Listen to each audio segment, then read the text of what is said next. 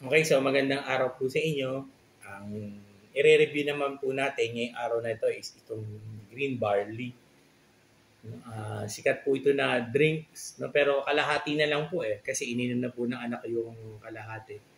So pag ininom ko po ito, tignan po natin kung tataas ba, no? Gaano kataas yung itataas ng sugar level natin.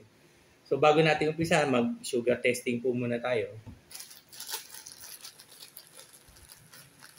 Kunin po muna natin yung aking sugar.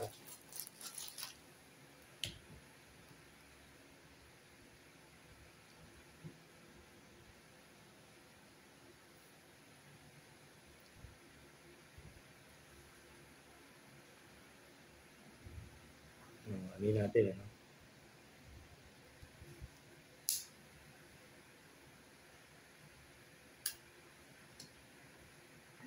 Plastic.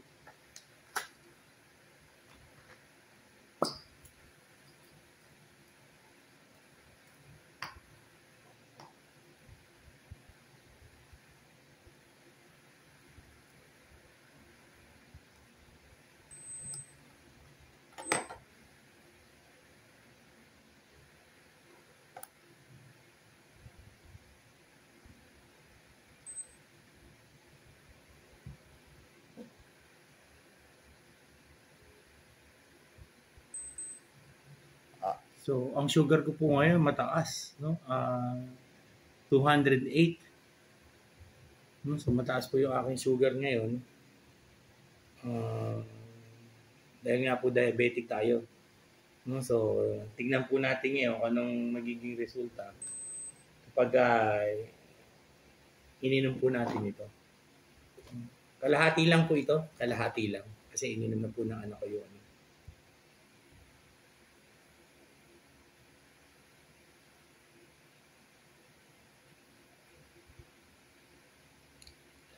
Actually, masarap po talaga ang green barley ng no? Ng Health Wealth.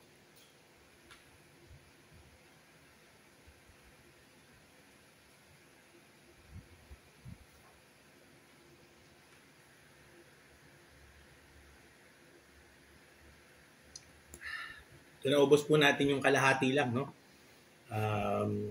Mamaya, balik po tayo mamaya, no? After 1 hour. Tingnan po natin kung magkano po itataas ng ating sugar.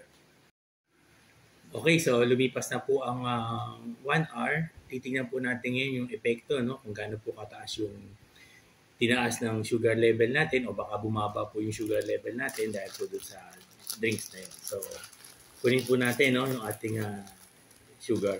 Check po natin.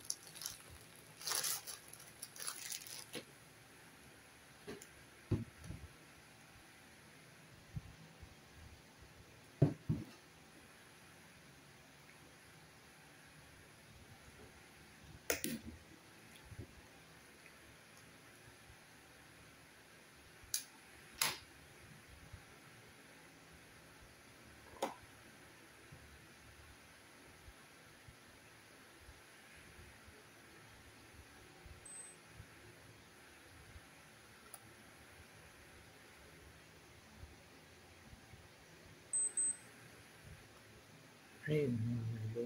Konti lang po yung pumasok na no? Lodo. Ulitin po natin. Konti lang kasi yung pumasok na dugo.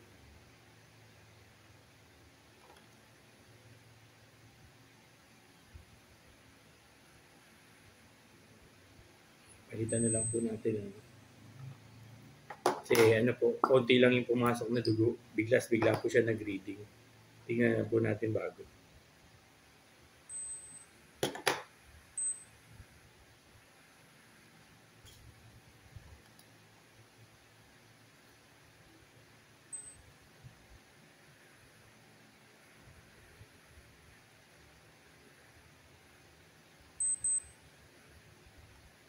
Ayan, no? So, 212 po, no? Kanina ay 208 yung ating no? So, tumaas lang po siya ng no? Ng 4 yung ating sugar. So, pwede po, no? Basta kalahati lang po yung iinumin nyo dun sa green barley na yun. 4 lang ang itataas ninyo. So, by now, inom po muna tayo ng pampababa ng sugar, no? Kasi mataas po yung ating sugar, 212. Inom po muna ako ng pampababa ng sugar. So, ang ano po natin, pwede po, no? Yung green barley na yun na drinks para sa mga diabetic.